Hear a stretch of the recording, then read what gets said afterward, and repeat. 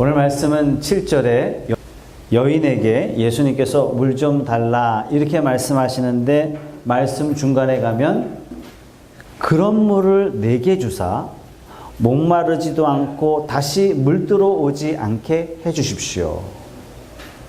예수님이 물을 달라 그랬는데 나중에는 여자가 예수님께 물을 주십시오. 이렇게 말씀이 전이됩니다. 4장 전체의 말씀은 핵심이 뭐냐면 이 여인이 어떤 상황이 있었고 예수님은 어떻게 이 여인의 문제를 해결하셨는가, 여기에 포커스가 있는 것이 사실은 아닙니다. 그러한 말씀이 왜 없겠습니까마는 오늘 본문의 가장 중요한 건 뭐냐면 예수님이 도대체 어떤 분이신지 말씀하시는데 초점을 맞추고 있어요. 예수님을 뭐라고 표현하냐면 예수 그리스도. 그래서 가장 좋은 표현은 우리 주 예수 그리스도라는 표현이 가장 좋은 표현입니다. 예수를 그리스도라 이렇게 표현해요. 그리스도는 메시아다라는 그런 뜻입니다. 그리스도란 말은 다시 말해서 기름 부음 받은 자 이런 말씀이에요. 당시에 누가 기름 부음을 받았냐면 왕과 선지자. 예수님은 왕이시면서 선지자로 이 땅에 오신 메시아이세요. 다시 말해서 예수를 그리스도라 이렇게 표현하는 것은 예수님은 메시아 되십니다. 이렇게 말씀하는 것과 똑같은 것입니다. 우리 한번 복습 한번 해보겠습니다. 요한복음 시작 1장이 어떻게 시작되죠? 역사가 뒤바뀌었다는 얘기예요. 창세기의 예언이 이제 비로소 이루어졌습니다.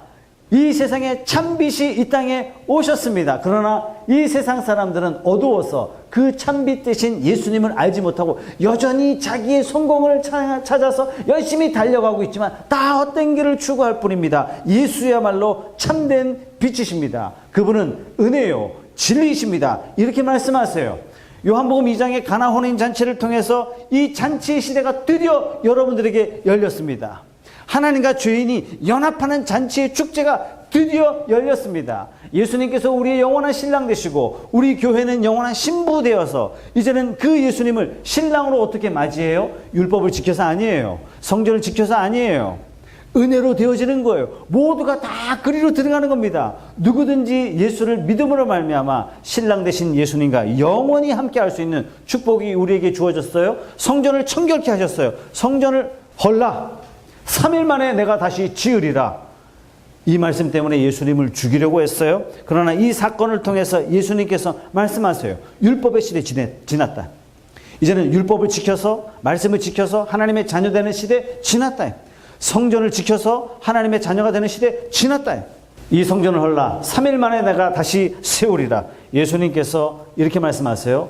내가 성전이고 내가 너희를 위하여 피 흘리러 이 땅에 왔다. 죄사함을 선언하노라. 내가 십자가 지러 이 땅에 왔다. 이렇게 말씀하세요. 요한복음 3장에서는 니고데모와 대화를 통해서 말씀하세요. 아니 도대체 율법도 아니고 아니 도대체 성전도 아니라면 어떻게 하나님 들어갑니까? 여기에 대한 대답으로 예수님이 말씀하세요.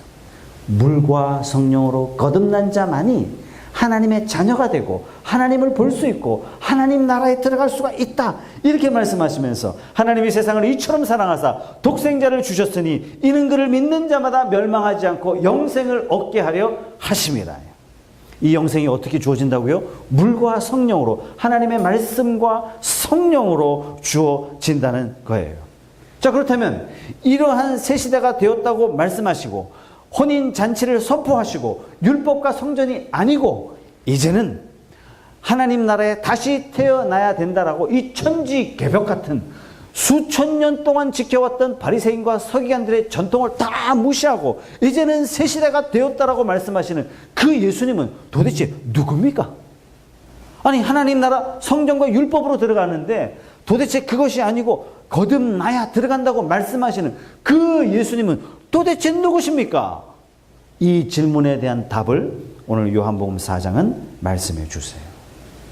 누구를 통해서요? 수가성 여인을 통해서 예수님이 말씀하시면서 이렇게 말씀하세요. 내가 그라. 사마리아 땅에 가신다고 예수님이 제자들에게 말씀하셨어요. 그러자 제자들이 깜짝 놀래요.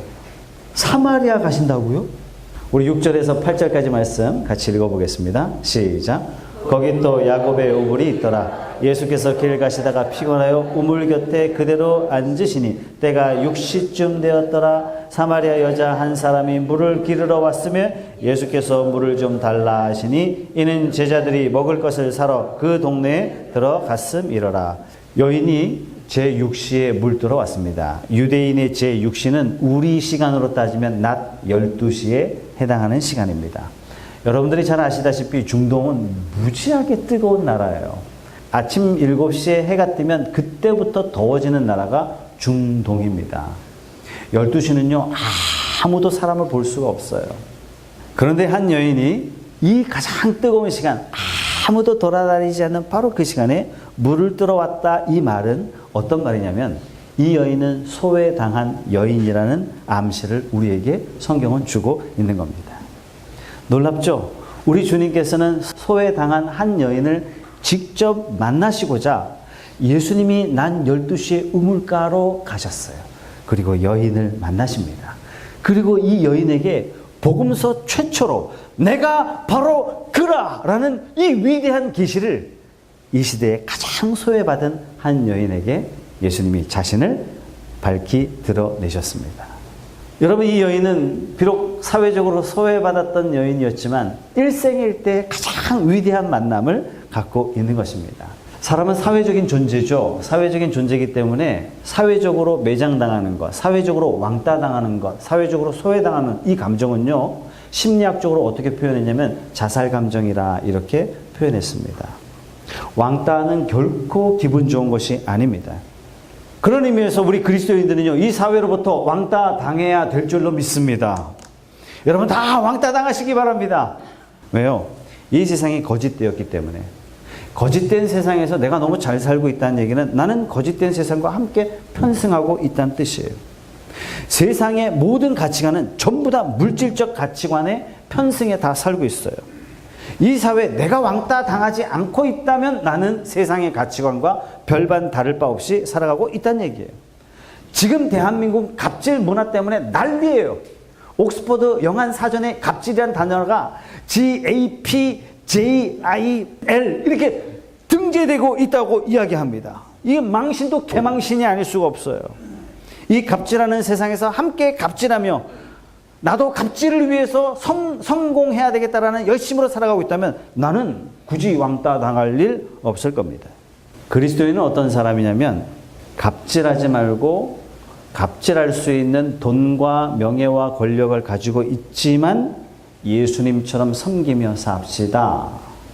여러분, 이것이 그리스도인의 가치관이에요. 돈이 중심인 이 세상에서 아무리 돈이 많아도 나는 돈 중심으로 살지 아니하고 하나님 중심으로 살겠습니다 라고 선언하고 그렇게 사는 거예요. 그래서 내가 경험하는 게 뭐냐면 이 세상과 다르게 살기 때문에 너 왜 그렇게 유별나게 살아? 나 너하고 같이 있으니까 불편해 라고 내가 말을 들을 수 있어야 돼요. 그래서 그리스도인은요, 이 불편한 세상에서 왕따 당해야 돼요. 휴일이고 주일이고 하여튼 빨간 날은 내가 다 나를 위해서, 쾌락을 위해서 스스로 즐기며 살아야 되는 게 마땅해 라고 말하는 이 세상 가운데 우리는 그리스도인으로서 마음을 다하고 힘을 다하고 목숨을 다하고 나는 하나님 편에 설래. 우리 그리스도인은 왕따 당하는 거예요. 여러분, 성도라 말하면 신분이 바뀌었다는 뜻이고 궁극적으로 성도라는 말은 가치관이 다릅니다. 인생의 목적 자체가 세상 사람들하고 본질적으로 다르게 삽니다. 이렇게 표현하는 거랑 똑같은 거예요. 인생의 가치관이 세상에서 하늘로 바뀌어버렸어요. 돈에서 하나님의 말씀으로 바뀌어버렸어요. 그러니 마땅히 삶의 양식이 다르게 살 수밖에 없다는 얘기예요. 왜 세상 사람들이 그리스도인을 욕합니까? 저 인간은 분명히 달라야 되는데 나하고 똑같이 사는 거예요. 모든 거 다 타협하며 살아요. 지난번에 제가 왕따의 개념을 여러분들에게 설명해 드렸습니다. 왕 대신 하나님이 따로 구별하신 존재, 이것이 왕따인 줄 믿으시기 바랍니다. 여러분 다 왕따 당하시고 요럴 때 여러분들이 아멘 하셔야 되는데 그럼에도 불구하고 이 세상에서 저와 여러분들이 하나님 앞에 기쁘게 감사하게 왕따된 이 존재를 기쁘게 여기며 하나님 앞에 살아가는 저와 여러분들이 다 되시기를 주님의 이름으로 축복합니다. 아멘. 이 사마리아 여인이 소외된 여자였어요. 본인이 왕따인 줄 알았어요. 그래서 예수님께 물어봐요. 아, 나는 사마리아 여인이고 당신은 유대인인데 어찌 내게 말을 거십니까? 이렇게 물어봤어요. 9절 말씀 다 같이 읽어보겠습니다. 시작. 사마리아 여자가 이르되 당신은 유대인으로서 어찌하여 사마리아 여자인 나에게 물을 달라 하나이까 하니 이는 유대인이 사마리아인가 상종하지 아니함이로라. 유대인들로부터 사마리아 사람이 심각하게 왕따 당했어요. 민족적으로 왕따를 당했어요. 개취급을 당했어요. 유대인이 저 북쪽 지방을 갈 때는 반드시 사마리아 땅을 통과해서 가면 금방 갈 텐데 절대로 그렇게 가지 않았어요. 반드시 둘러갔어요. 왜? 저것들은 인간도 아니다. 저것들은 쳐다도 보지 않겠다. 이 사건은 언제부터 있었냐면 예수님 오시기 전 한 800년 전쯤에 어떤 사건이 일어났냐면 북쪽 이스라엘이 아수르에 멸망을 했습니다. 아수르의 정책이 뭐냐면 혼혈 정책이에요. 이주 정책이에요.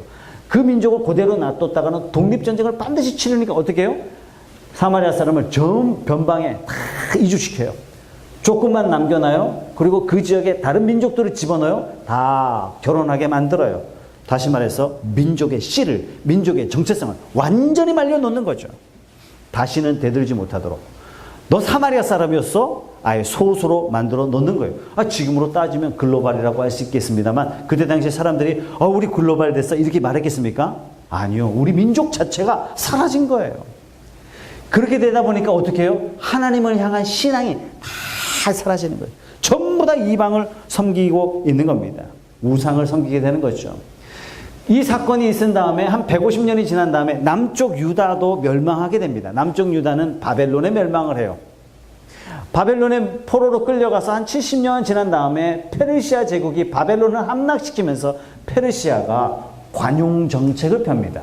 그러면서 이때 유대인들이 페르시아의 관용 정책 때문에 유대로 돌아오게 됩니다. 돌아와서 제일 먼저 한 게 뭐냐면 성전을 건축하는 거예요. 이 성전을 건축할 때 흩어졌던 사마리아 사람이 아니 성전 건축한다고? 우리도 하나님 믿는데 우리 성전 건축할 때 벽돌 날라줄게. 우리 성전 건축할 때 제일 위험한 데서 시멘트 발라줄게. 유대인이 이렇게 얘기해요. 너희들은 작정이잖아.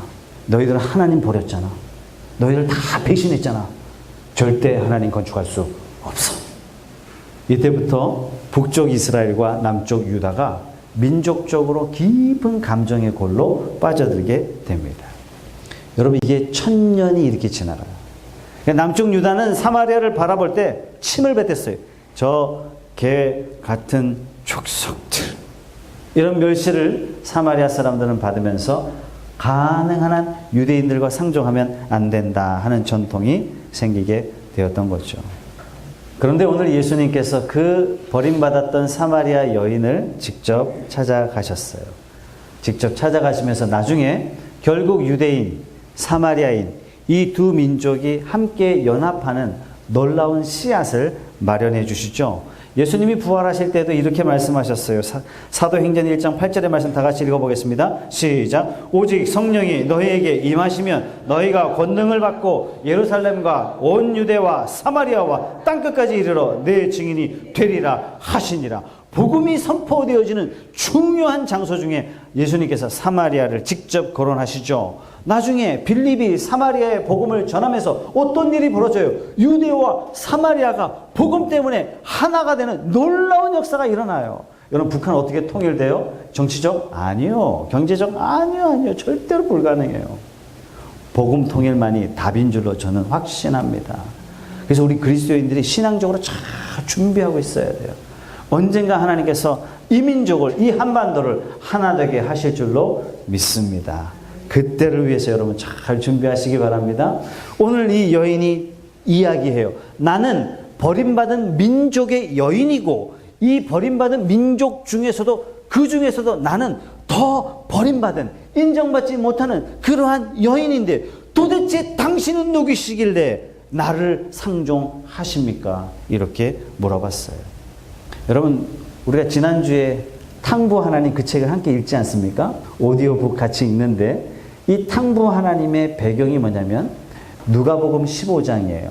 누가복음 15장에는 세계의 이른 존재에 대해서 소개해요. 맨 마지막이 뭐냐면 잃은 아들의 비유. 잃은 아들의 비유 이전에 뭐가 있냐면 10개의 동전 중에 동전을 잃어버린 거에 대한 비유가 나와요. 동전 잃어버린 이 비유 이전에 뭐가 나오냐면 잃은 양의 비유가 나와요. 자, 그러면 이 잃은 비유를 예수님께서 왜 말씀하세요? 이 세 가지 비유보다 더 중요한 메시지가 있는데 그게 누가복음 15장 1절 2절의 말씀. 여러분 성경책이 좀 좋은 성경책이라면 예수님이 말씀하신 건 다 빨간색이에요. 그죠? 자, 그 외에 지문, 배경 설명 이거는 검은색입니다. 그냥 설명 검은색이고 예수님이 말씀하신 것은 빨간색이기 때문에 예수님이 말씀하신 빨간색만 유심히 보면 되는 게 아니라 검은색이 중요해요. 오늘 말씀이 그렇습니다. 1절 2절 다 같이 읽어보겠습니다. 모든 세리와 죄인들이 말씀을 들으러 가까이 나오니 바리새인과 서기관들이 수군거려 이르되 이 사람이 죄인을 영접하고 음식을 같이 먹는다 하더라. 예수님이 왜 잃은 양의 비유, 동전의 비유, 탕자의 비유를 말씀하시냐면 바로 이러한 상황이 이르렀기 때문에 예수님이 그 비유를 통해서 바리새인과 서기관들에게 일침을 가하는 메시지를 던지는 거예요. 잃은 양의 비유를 통해서 뭐라고 말씀하세요? 양이 잃어버리면 그게 100마리 중에 한 마리일지라도 잃어버리면 찾으러 가지 않겠느냐? 나도 잃어버린 아버지의 집에 양을 찾으러 왔다. 내가 죄인과 함께 음식을 먹는다고 네가 비난하느냐? 이건 비난할 게 아니라 하늘의 아버지께서 나를 그렇게 부르셨고 이 잃은 양 때문에 기뻐하는 것처럼 하나님이 기뻐하는 일을 내가 지금 하러 왔느니라. 이렇게 말씀하시는 거예요. 또 하나의 비유를 말씀하세요. 동전의 비유. 동전을 찾으면 어떻게 한다고요? 이와 같이 하늘의 사자들도 기뻐하느니라. 하늘의 사자가 누구예요? 천사들도 기뻐하는 일이 뭐냐면 바로 잃은 동전을 찾았을 때, 잃은 사람을 찾았을 때 이와 같이 되느니라. 그 다음에 크라이막스로 탕자의 비유를 이야기하죠. 실제적으로 탕자의 비유가 아닌 거예요. 이 비유의 핵심은 누구에게 던지고 있냐면 바리새인과 서기관들에게 메시지를 던지고 있는 것입니다. 아버지, 사랑하는 아들이 멀리 떠났어요. 상거가 먼데 저 멀리서 아들이 돌아오는 걸 보고 아버지가 달려가가지고 품에 안아버려요. 이게 아버지란 얘기예요. 이 아버지의 마음을 바리새인과 서기관이 하나님의 마음을 너희가 진짜 알았더라면 어떻게 해야 돼요? 내가 너에게 준 재산 그걸 써서라도 동생을 찾으러 다니는 것이 마땅하지 아니하냐. 이 말씀을 지금 하시고 계신 것입니다. 예수님은 인정받으려고 오신 게 아니에요. 잃어버린 사람을 찾으러 오셨어요. 예수님의 오심은 섬기러 오셨어요. 하나님은 멀리 떠난 버림받은 죄인을 위하여 오신 거예요. 마치 사마리아 여인과 같이 소외되고 인정받지 못했고 버림받았다라고 생각되는 그러한 사람들을 찾으러 오셨고 그들을 사랑하기 위해서 오셨어요. 예수님은 갑질하기 위해서 오시지 않으셨어요. 예수님은 군림하러 오신 분이 아니세요. 예수님은 대접받으러 오신 것이 아니라 대접하시러 오신 분이 예수님이십니다. 영혼의 목마름을 채워주시기 위해서 오신 분이 바로 예수님이세요. 이 사실을 이 여인이 예수님 만나고 깨닫게 되자 13절에 이렇게 이야기합니다. 13절 다 같이 읽어보겠습니다. 13절 14절 시작. 예수께서 대답하여 이르시되 이 물을 마시는 자마다 다시 목마르려니와 내가 주는 물을 마시는 자는 영원히 목마르지 아니하리니 내가 주는 물은 그 속에서 영생하도록 솟아나는 샘물이 되리라. 여러분 구약시대부터 끊임없이 샘물 물 이 말은 다 어떤 비유로 주님께서 말씀하셨냐면 하나님의 은혜를 늘 샘물에 비유했어요. 구원을 늘 샘물에 비유했어요. 다 같이 한번 읽어보죠. 이사야 12장 3절 5절 말씀 시작. 그러므로 너희가 기쁨으로 구원의 우물들에서 물을 기르리로다. 그날에 너희가 또 말하기를 여호와께 감사하라. 그의 이름을 부르며 그의 행하심을 만국 중에 선포하며 그의 이름이 높다 하라. 여호와를 찬송할 것은 극히 아름다운 일을 하셨음이니 이를 온 땅에 알게 할지어다. 뭘 하라고요? 구원의 우물들에서 물을 기르리로다. 우리에게 물을 주셨어요. 무슨 물을 주셨어요? 구원의 물을 주신 거예요. 이사야 35장 6절의 말씀도 같이 읽어보겠습니다. 시작. 그때 저는 자는 사슴같이 뛸 것이며 말 못하는 자의 혀는 노래하리니 이는 광야에서 물이 솟겠고 사막에서 시내가 흐를 것임이라.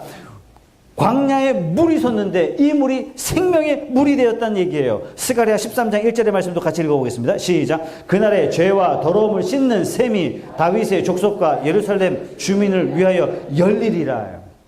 예수님과 이 여인의 대화 속에서 이 여인이 깨달았던 거예요. 생명의 물이 있음을 깨달았어요.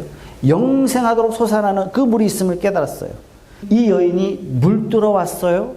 물 들어온 여인에게 예수님께서 나에게 물 좀 다오 이렇게 말씀하셨는데 이 여인이 예수님이 어떤 분인지를 알고 영생하도록 솟아나는 물이 있음을 알고 이 여인이 예수께 요청합니다.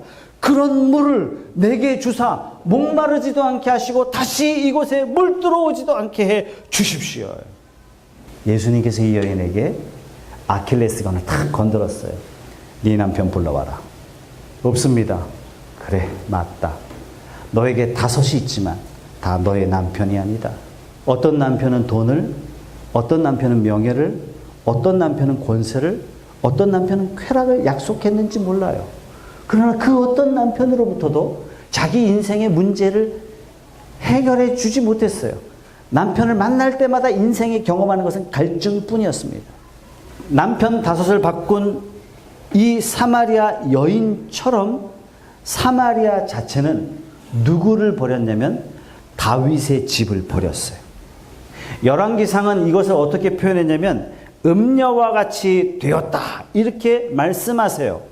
사마리아가 패망한 다음에 아수르와 통혼해요. 여러 이방 우상들을 잡족을 다 섬기기 시작했어요. 혼혈적이 되고 말았습니다. 네가 남편이 없다 하는 말이 옳도다 이렇게 말씀하시면서 사마리아 사람들에게 진짜 남편 대신 하나님을 너희가 잃어버렸다. 이탈리아를 여행하면서 밀라노 백화점이 많더라고요. 백화점에 툭 들어갔더니 가방을 파는데 저희 교회 예배당 절반만 해요. 절반만 한데 한쪽 벽면에 가방 이렇게 제일 눈에 보이는데 5천만 원, 3천만 원 이렇게 좀 밑에 가면 싼 게 있죠. 500만 원 이런 거. 제일 위에도 좀 싼 게 있어요. 150만 원 이런 가방. 가방도 요만해.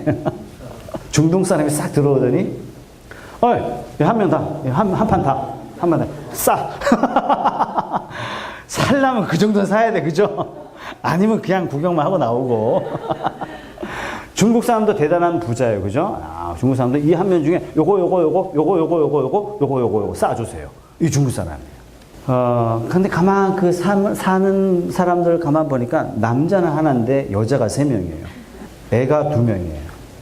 그래서 한 명은 식모를 데리고 다니고 한 명은 그 아이를 케어하는 돌보미를 데리고 다니고 그럴 거라고 생각했단 말이죠. 프랑스의 선교사님이 오셔서 프랑스에 가장 이슬람 사람이 많습니다. 그래서 제가 상황을 이야기하니까 그 목사님 잘못 본 거라고. 첫째 부인, 둘째 부인, 셋째 부인이라고. 이 정도 되면 부인이 20명인데 4번 와이프는 해외에 데리고 나올 수 있는 커리어가 안 되는 거예요. 1, 2, 3번만 갈 수 있는 거예요. 다 부인 이런 데. 중동에 가면 여자들이 밖에 안 나옵니다. 만약 나오게 된다면 히잡을 쓰죠. 새카만 걸로 가리고 눈만 딱 나오게 됩니다. 시장 안 가요. 어떻게 해죠? 아파트에 가만 보면 맨 위에 광주리가 딱 있어요. 전화를 합니다. 마트에. 그러면 배달을 와요. 그러면 이거 광주리를 내려요. 담아줘요. 올려요. 거기에 대한 해당하는 값을 돈을 올려놔요. 여자들이 절대로 밖에 안 나갑니다. 그럼 도대체 여자는 뭐 하냐? 목사님 잘 보세요. 봤더니 전부 다 위성 안테나가 다 달려있는 거예요. 전 세계에 가장 많은 채널을 갖고 있는 게 중동 지역의 아파트들입니다. 뭐만 해요? TV만 보고 앉아있는 거예요. 중동 여자에게 남자는 모든 거예요. 중동 여자에게 남자는 삶의 근본이요. 삶의 근간이요.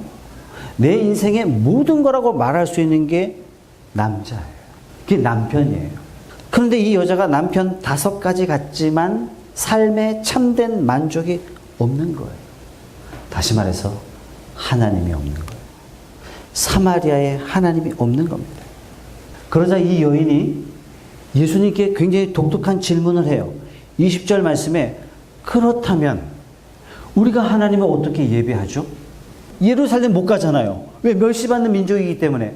그리심산에 있는데 당신들은 예루살렘에서 하나님을 예배한다고 합디다. 우리는 어디서 예배해야 됩니까? 라는 이 질문에 예수님께서 굉장히 특별한 대답을 하세요. 자, 놀랍게도 지난주에 여러분들에게 이런 말씀을 드렸습니다. 창세기 1장, 2장, 3장이 마치 요한복음 1장, 2장, 3장과 기가 막히게 평행 이론을 이룬다고. 놀랍게도 4장의 말씀도 절묘하게 평행 이론을 이루고 있어요. 창세기 4장에 보면 누가 나오냐면 가인과 아벨의 제사 드리는 사건이 나와요. 가인의 예배는 하나님이 거절하셨고 아벨의 예배는 하나님이 받으셨어요. 여러분, 예배의 드림은 우리에게 있지만 받으심은 하나님에게 있습니다. 아, 목사님 요즘 시대가 바뀌었어요. 요즘 어떻게 그러나요? 이렇게 하죠. 아, 그럼 마음대로 하세요.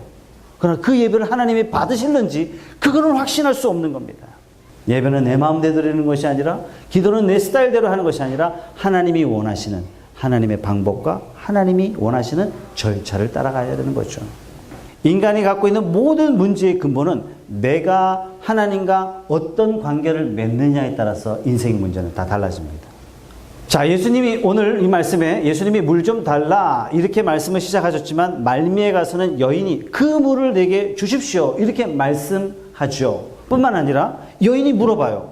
아니, 우리는 이 산에서 예배하고 당신들은 저 산에서 예배하는데 도대체 어디서 예배해야 됩니까? 이 질문을 던졌는데 예수님의 대답은 여기서 드릴까요? 저기서 드릴까요? 이 질문을 던졌다면 이것도 아니고 저것도 아니고 여기서 드려라 이렇게 말씀하시는 게 마땅한데 예수님은 어떻게 대답하셨냐면 예배할 때가 이르리라. 장소를 물어봤는데 예수님은 뭐라고 대답하셨냐면 때로 대답을 하셨다는 얘기예요. 왜 예수님은 장소를 물어본 여인에게 때를 말씀하셨을까? 우리 신명기 16장 5절에서 6절 말씀 다 같이 읽어보겠습니다. 시작. 유월절 제사를 내 하나님 여호와께서 내게 주신 각성에서 드리지 말고 오직 내 하나님 여호와께서 자기의 이름을 두시려고 택하신 곳에서 내가 애굽에서 나오던 시각 곧 초저녁 해질 때 유월절 제물을 드리고. 유월절 예배를 하나님 앞에 드릴 때 각성해서 드리지 마라. 왜 그랬을까요? 지정한 곳에서만 예배를 드려라 이렇게 말씀하세요. 그래서 예수님 부활하신 다음에 에티오피아 내시가 예배를 유월절 예배를 드리러 어디서 와요? 저 아프리카에서 에티오피아에서 예루살렘으로 예배하러 갔다가 돌아가는 길에 빌립을 만나서 복음을 영접하는 놀라운 기적이 일어나지 않습니까? 유월절 때가 되면요 전 세계 유대인들이 전부 다 예루살렘에 다 모이게 됩니다. 지금도 그래요. 왜 그러셨을까? 시간도 많이 걸리고. 에티오피아에서 예루살렘까지 얼마 걸려요? 그냥 3개월이에요. 예배 한번 드리기 위해서 그냥 3개월 날아가는 거예요. 시간도 많이 걸리고 전부 다 예루살렘에 모이니까 수많은 사람이 모이고. 그래서 예수님 어린 시절에 12살에 부모님 잊어버리잖아요. 성경 안 읽으세요?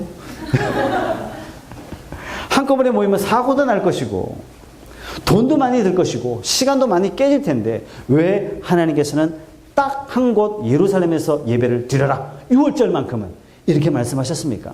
거기에는 세 가지 중요한 이유가 있어요. 구원은 여기저기서 나는 것이 아니라 오직 한 곳 예루살렘에서 어린 양 예수가 구원으로 오실 것이다라는 이것을 하나님께서 끊임없이 이 민족성 속에다가 심어 주시는 거예요. 두 번째는요, 장차 유월절 어린 양 대신 예수께서 예루살렘에서 피를 쏟을 것이라는 것을 약속해 주시는 거예요. 세 번째는 너희가 그 약속을 믿고 오직 그곳을 바라보라. 그리고 믿음을 지켜라 라는 메시지로 너희는 여기저기서 예배를 드리지 말고 이날만큼은 반드시 예루살렘에 올라와서 예배를 하라. 이렇게 말씀하세요. 여러분, 우리는 어디서 예배하죠? 이게 여인의 질문이에요. 그렇다면 우리는 어디서 예배해요? 우리는 예루살렘도 못 가는데. 예수님이 이렇게 말씀하세요. 여기서 예배드리는 것이 아니라 진짜 예배할 때가 온다. 진짜 유월절 어린 양 대신 실체이신 예수께서 예루살렘에 십자가가 세워지고 예수님이 친히 어린 양 되어 피를 흘리게 되면 그때는 장소가 문제가 아니라 누구든지 어디서든지 신령과 진정으로 예배 드릴 수 있는 때가 온다.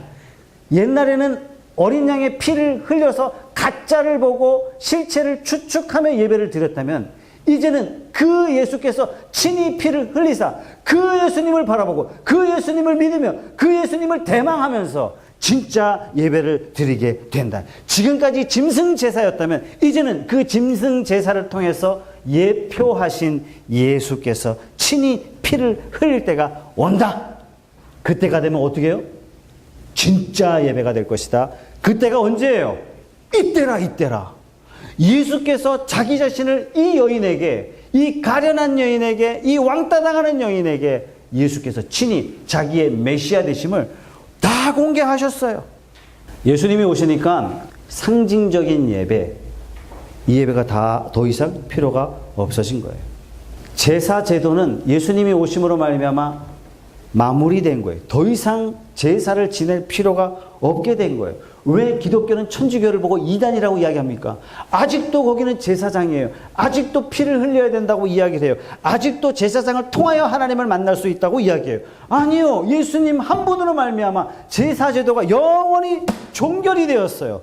누구든지 예수를 믿는 자마다 담대히 그 하나님의 보좌 앞에 나아갈 수 있는 하나님의 자녀가 된 줄로 믿습니다.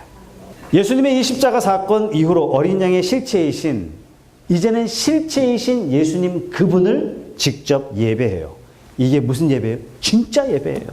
어린 양 잡아다가 예배 드리는 것이 아니라 실체이신 진짜이신 예수님께 실제적으로 예배하는 거예요. 이것을 여인에게 이렇게 말씀하십니다. 참으로 예배할 때가 올 것이다. 너희는 알지 못하는 것을 예배하지만 우리는 실체를 알고 예배한다. 그러자 이 여인이 이런 고백을 해요. 25절 다 같이 한번 읽어보겠습니다. 시작. 여자가 이르되 메시아 곧 그리스도라 하는 이가 오실 줄 내가 아오니 그가 오시면 모든 것을 우리에게 알려주실 겁니다. 메시아 저 기다리고 있습니다. 이 여인은요 소망을 가지고 있었던 사람이에요. 이 여인은요 메시아를 대망하고 있었던 사람이에요. 메시아를 기다렸던 사람이에요. 믿음의 사람이에요. 이 사람이 이렇게 얘기해요. 만약 메시아가 오신다면 다 이루어질 것이고 그분이 우리에게 모든 것을 알려주실 것입니다. 이 여인의 고백 뒤에 예수님께서 마치 기다렸다는 듯이 커튼을 확 열어 제치듯이 예수님께서 이렇게 말씀하세요. 너에게 말하고 있는 내가 바로 그다. 사랑하는 여러분, 이 신앙의 고백이 저와 여러분의 고백이 되시기를 주님의 이름으로 축복합니다. 저는 예수님을 희미하게 알았어요. 저는 예수님을 그저 종교적인 형태로 알았어요. 교회는 그저 이성교제 할 수 있는 유일한 창고, 주일에 갈 수 있는 곳, 형들 만날 수 있는 곳, 찾고 칠 수 있는 곳, 이게 교회였어요. 그 중학교 1학년 겨울방학에 어머니께서 야 카세트 테이프 갖고 와라. 이걸 들고 쫄래쫄래 갖다 주고 그냥 오면 된다라고 생각했는데 아니 세상에 사람들이 너무 많아서 못 갖다 준 거죠. 집회를 참여하게 됐어요. 말씀을 듣는 중에 그분이 살아계시고 예수 그분이 바로 내 인생의 진정한 주인이심을 그때 깨닫게 되었어요. 그분이 내 인생의 주인 되시면서 내 영생의 문제, 내 인생의 죄의 문제, 내 인생의 삶의 본질의 문제를 해결하셨음을 깨닫게 되었습니다. 그때 저는 죽음의 문제 고민했냐고요? 아니요. 영생의 문제 고민했냐고요? 아니요. 에덴에서 쫓겨난 인간의 그 갈증 때문에 나는 하나님을 찾았냐고요? 아니요. 아무것도 몰랐어요. 뭣도 몰랐어요. 그런데 주님께서 그날 최석찬에게 말씀하신 거예요. 내가 그라. 이 한마디의 말씀이요. 저를 완전히 사로잡고 제 인생을 완전히 다른 인생을 살아갈 수 있도록 인생의 길과 목적을 바꾸어 주셨습니다. 그렇다면 하나 질문하겠습니다. 어느 누구도 죽음의 문제를 해결하지 못해요. 진시황은 천하를 통일하고 딱 하나를 해결하지 못했어요. 그 죽음의 문제. 이 죽음의 문제를 해결하려고 그렇게 발버둥 쳤어요. 심지어 한반도까지 사신을 보내서 영원히 늙지 않는 불로초를 가져와라 이렇게 했지만 결국 진시황이 죽음을 맞이한 때는 42살입니다. 어느 누구도 죽음의 문제를 해결하지 못하는 그 문제를 해결하신 바로 그분 되신 예수가 지금 내가 고민하고 있는 가정의 문제, 지금 내가 고민하고 있는 사업의 문제, 지금 내가 고민하고 있는 자녀 교육의 문제, 지금 내가 고민하고 있는 직장의 문제, 지금 내가 고민하고 있는 미래의 문제, 지금 내가 고민하고 있는 사업의 문제, 이거 해결 못 하시겠냔 말이에요. 아니요. 그분만이 내 문제를 해결하실 유일한 답을 가지고 계신 분은 예수님 되신 줄 믿으시기 바랍니다. 내 인생의 죽음의 문제, 본질의 문제를 해결하신 분이 뿐만 아니라 내 인생의 본질적인 문제도 친히 해결해 주실 줄 믿습니다. 사랑하는 여러분, 딴 거 잡았다면 놓으세요. 붙잡을 게 있고 가져갈 게 있는데 여러분들이 붙잡아야 할 분은 오직 예수님 되신 줄 믿습니다. 이 예수님 붙잡고 가면 영생하도록 솟아나는 샘물과 같은 인생을 저와 여러분들이 살게 될 줄 믿으십시오.